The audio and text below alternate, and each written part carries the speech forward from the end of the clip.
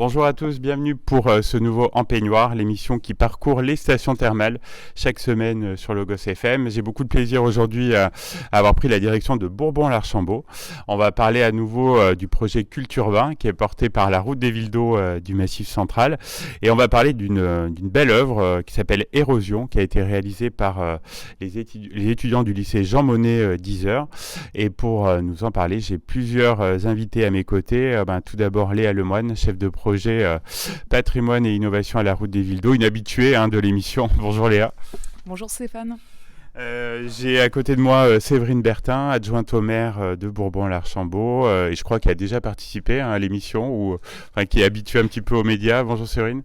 Bonjour Stéphane, bonjour à tous. Bienvenue à Bourbon-l'Archambault. Merci.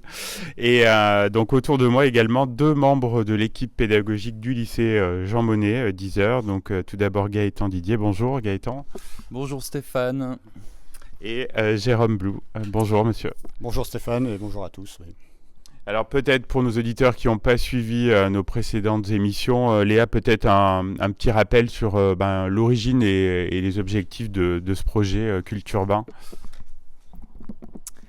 Alors le projet Culturbain, il fait suite à un précédent projet de création culturelle avec différents opérateurs culturels.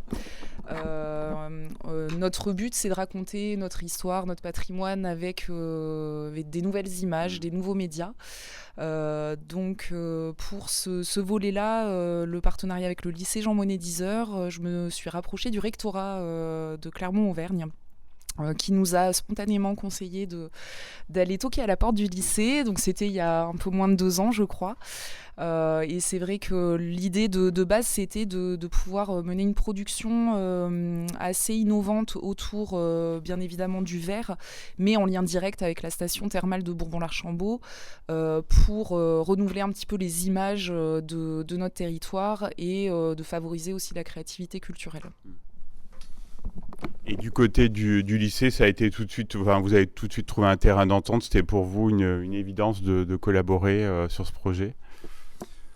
Oui, effectivement, notamment dans le cadre de Bourbon, avec une architecture aussi spécifique et splendide. C'est vrai que on voit que c'est un lieu où il y a des affinités avec les métiers d'art, la faïence, la charpente en châtaignier, Et donc du coup, travailler avec le verre, c'est vrai que ça paraissait être comme une belle poursuite.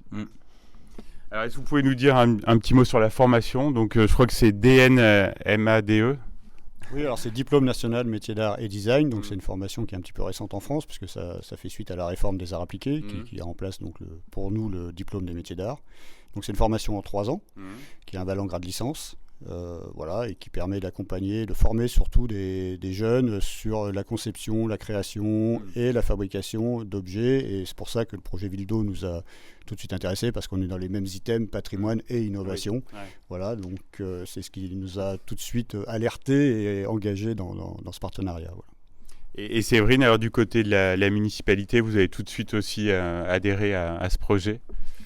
Effectivement, comment ne pas être charmé lorsqu'on vient vous trouver et qu'on vous dit votre ville thermale, c'est un bel écrin, on l'a choisi. Vous pouvez être que fiers qu'on choisisse votre ville. Alors, et en plus, en aparté, moi j'ai vu l'œuvre avant tout le monde et je peux dire qu'elle se marie très très bien dans nos locaux.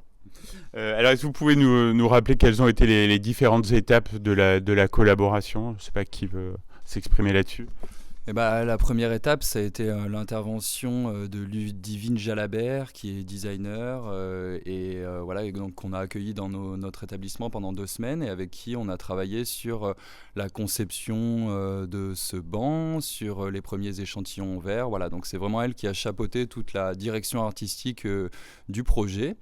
Et puis par la suite, on a travaillé donc de concert avec mon collègue Jérôme pour la fabrication du banc, et ça s'est terminé il y a peu. Et je crois qu'au départ, donc, il y avait plusieurs projets et qu'au final, c'est celui-là qui a retenu votre attention. Oui, en fait, on travaille de concert. En fait, c'est un travail tripartite dès le départ, puisque les étudiants sont amenés à se projeter dans le matériau vert en faisant des échantillons, des essais, en même temps qu'ils dessinent. Donc, c'est pour ça qu'on travaille toujours de concert avec mon collègue. Et donc après, effectivement, on a constitué des groupes de travail pour proposer 6 projets, je crois, voilà, et donc chacun était amené à faire son propre échantillonnage, mais aussi à réaliser une maquette pour pouvoir communiquer sur ses intentions, et puis forcément, il y en a un seul qui est retenu, mais ça fait partie de l'apprentissage de la vie professionnelle. Voilà. Donc, c'est pour ça que c'était un excellent exercice. Et puis, effectivement, on est une entreprise un peu parfois, donc on finit selon les dates qu'on nous impose. Ça a été chaud ou pas? Non. Non, moi j'étais assez confiant. Après, chacun a son regard là-dessus. Mais voilà. Donc, ce qui nous intéresse, nous, c'est pour ça que parfois c'est un petit peu tendu dans les dates, c'est que ce soit les étudiants qui fabriquent eux-mêmes et qu'on soit très peu intervenants. On est là pour les conseiller, les accompagner, bien sûr les guider, mais il faut que ce soit leur propre réalisation, c'est ce qui est important en fait. Alors justement, cette réalisation, vous pouvez nous en dire un peu plus? Bon, on invitera bien sûr les auditeurs à venir la découvrir ici à Bourbon-l'Archambault, au Centre culturel, mais qu'est-ce qu'elle a de spécifique cette œuvre? Eh ben alors déjà, ce qu'elle a de spécifique, c'est que c'est un banc, c'est un objet fonctionnel. Donc ça, c'est vraiment les préoccupations de la formation. C'est qu'on n'est pas dans une formation type Beaux-Arts, on est vraiment affilié au design. Donc voilà, avec Ludivine, on a vraiment travaillé sur un objet fonctionnel sur lequel on peut s'asseoir. Et ce qui est particulier avec cette installation, c'est qu'elle est présentée comme une installation artistique. Et donc l'idée, c'est de faire dialoguer ce banc avec de la lumière pour créer des projections lumineuses qui évoquent l'eau. Voilà. Un des constats des étudiants quand on est venu visiter la ville, c'était que quelque part, l'eau était peu présente dans la visite de la ville, et à travers cette production, ils voulaient que le banc puisse générer un effet aquatique et ramener l'élément eau directement dans le musée, à travers cet objet. Oui, donc il y a une vraie scénographie autour de ça. Absolument, ouais. D'ailleurs, c'était un point un peu technique lors de l'installation qui était super intéressant avec les jeunes. Comment positionner les spots dans le musée, où créer la projection, etc. Voilà, c'était complet dans ce sens-là, oui. Alors Séverine, vous avez eu la chance de voir l'œuvre en exclu. Quelle a été votre réaction quand vous l'avez découvert? J'ai été très surprise par le fait déjà, moi je ne suis pas suffisamment aguerrie à l'exercice, mais en tout cas j'ai trouvé que ça avait été très vite et que pour fabriquer une telle œuvre en si peu de temps, j'ai trouvé que c'était quand même un beau challenge pour ces étudiants, ces artistes, parce qu'aujourd'hui je les appelle des artistes, et puis le rendu est quand même assez magique, quoi. Franchement, quand je vois ces vagues qui sont projetées sur le mur en partant juste d'un banc, je me dis que l'exercice a réussi, que les données et la charte au départ étaient claires certainement, et que on a de la chance sur notre territoire. Moulins, c'est une des villes qui a la chance d'avoir un établissement tel que Jean Monnet, avec cette session verrerie. Ce design qui est intégré dans la formation, je trouve que c'est magique et il faut venir voir l'œuvre. Ouais. Et la municipalité s'est beaucoup investie sur ce projet. On salue aussi Ginette Rousseau qui est élue à la ville. Toute l'équipe s'est vraiment investie. Oui, alors je me souviens quand Léa m'a parlé de ce projet il y a 18 mois environ, tout n'était pas très clair, tout n'était pas très posé, mais je leur ai dit, c'est un partenariat entre le lycée Jean Monnet et la ville. Nous, on sert d'écrin. Ludivine Jalabert avait envie de tester sur une ville telle que Bourbon-l'Archambault. Donc, je leur présente ça en bureau municipal et je n'ai eu aucune difficulté à les convaincre parce que déjà dans l'équipe municipale nous avons quelques anciens enseignants et des personnes qui enseignent encore aujourd'hui, et j'ai eu aucun problème à convaincre. Ginette était derrière moi et m'a secondée pour convaincre toute l'équipe. Voilà. Et Léa, il y a beaucoup de partenaires aussi autour de ce projet.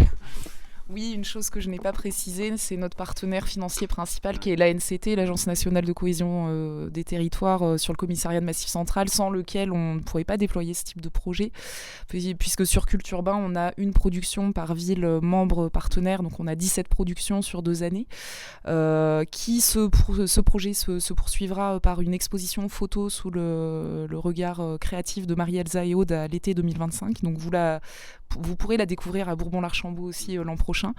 Et en termes de partenaires, effectivement, moi, ce que je retiens de ce projet, c'est déjà le partenariat avec un territoire très moteur, très actif. Séverine vient de le repréciser, parce qu'autour de la table, on avait également l'office de tourisme, la communauté de communes, l'établissement thermal aussi, et en plus de la municipalité. Donc je pense qu'il y avait les forces vives du territoire pour que tout soit réuni pour que le projet se passe bien.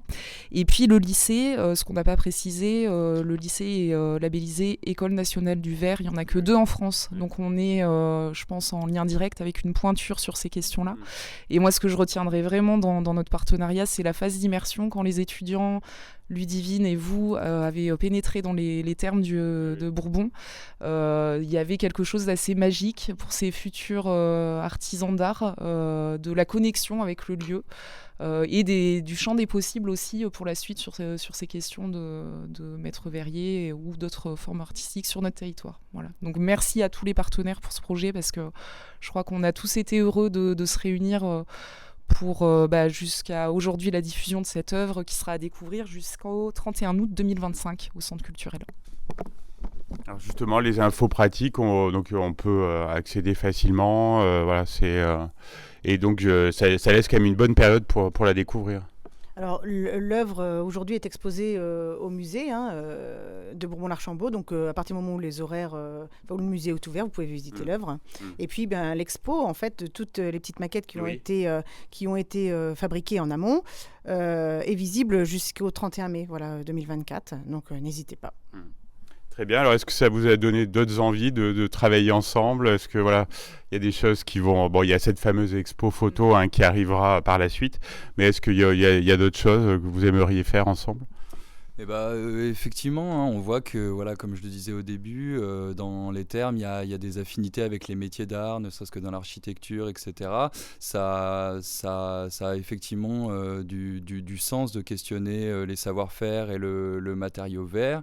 Et effectivement, on parlait tout à l'heure peut-être de réflexion sur des vitraux, ou on n'est qu'au stade de réflexion et de discussion.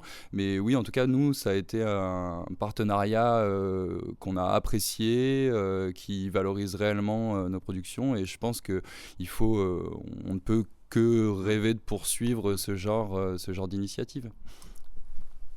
Oui, juste pour préciser les propos de mon collègue, c'est effectivement, nous c'est des projets, on a un petit peu l'habitude, on travaille beaucoup par ce genre de projet avec des clients réels, des partenaires extérieurs.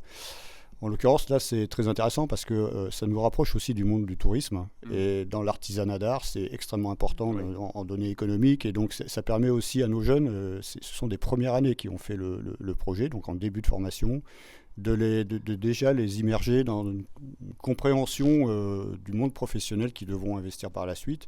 C'est pour ça que c'était un projet qui était très intéressant, au-delà de simplement la fabrication, mais aussi de tout le contexte extérieur et de l'ensemble des partenaires. Je vais donner la parole aussi à Ginette Rousseau, qui est élue à Bourbon-l'Archambault.